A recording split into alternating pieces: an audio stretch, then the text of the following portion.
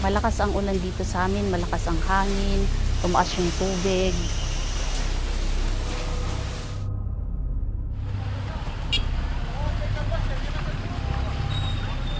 Talagang wasak yung buong namin dito, kabuhayan, yung mga ari-arian namin nawasak, mga bahay namin wasak.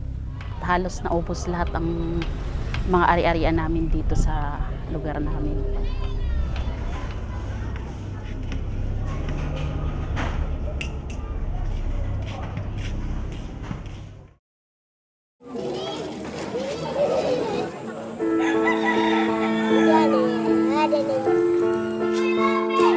Mag-iisang taon na kami dito sa permanent housing. Hindi na kami nababahalak tuwing may bagyong darating. Dahil nga sa mas matibay na yung bahay namin. Wala pa po kaming pinirmahan na sa amin na talaga yung bahay. Pinatira lang muna kami dito.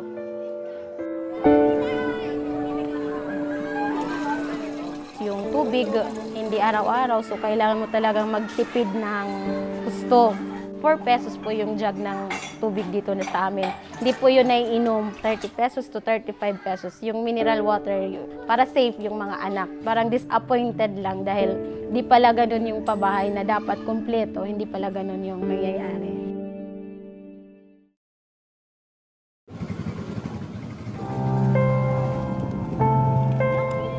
Nung nangyari yung bagyo, hindi lahat nagkaroon ng pagkakataong makalikas kaagad-agad. Mayroon talagang mga naiwan sa kanilang mga bahay.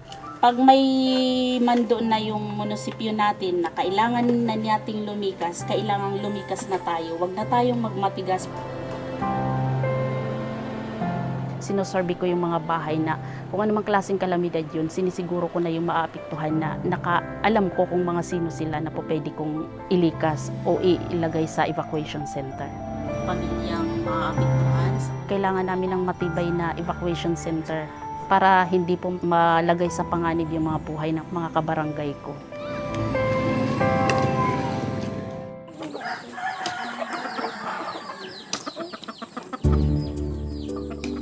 Napuntahan kami ng Oxfam dito.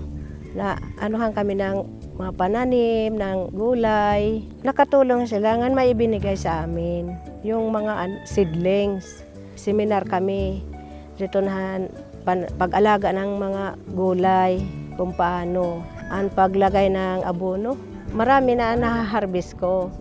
Yung ang iba namamatay sa init, sobra na init. Importante ang tubig din hihaamon, patubig. Sa mga irrigation. Mas maganda pa kung dami pa ang hitutulong sa amin.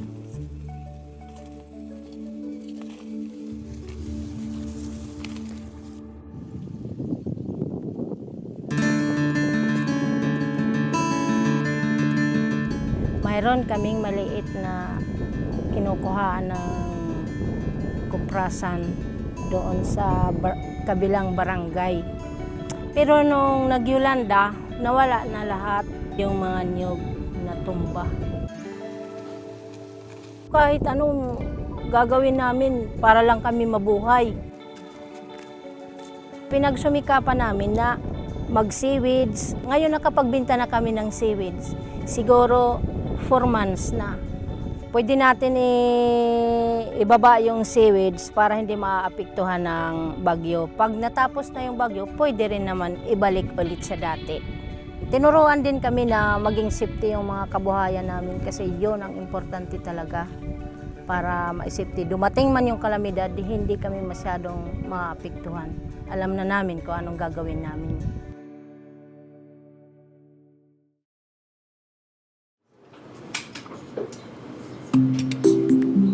Dapat ma-secure natin yung suporta galing sa mga developed countries para tulungan tayo dun sa 70%.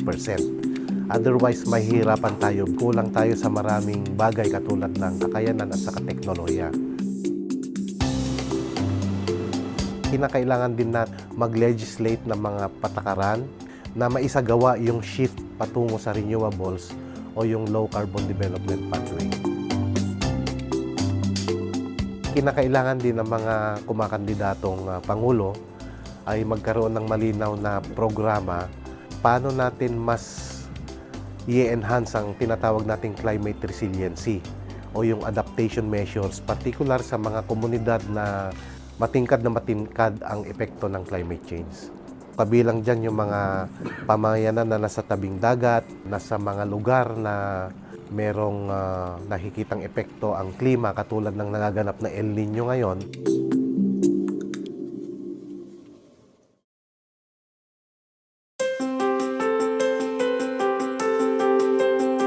Kasi yung mga lalaki, nakapokus lang sila doon sa kabuhayan. Yung kababaihan, yung nag-aasikaso sa lahat, pangangailangan ng buong pamilya.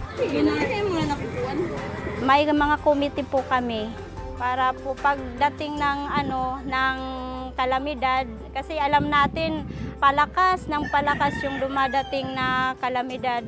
Kaya kailangan yung mga babae may alam kung ano ang gagawin. Hindi katulad nung unang wala kaming kahandaan, wala kaming alam. Ngayon may alam na kami. Kumbaga mas maliit na yung posibilidad na may masasaktan.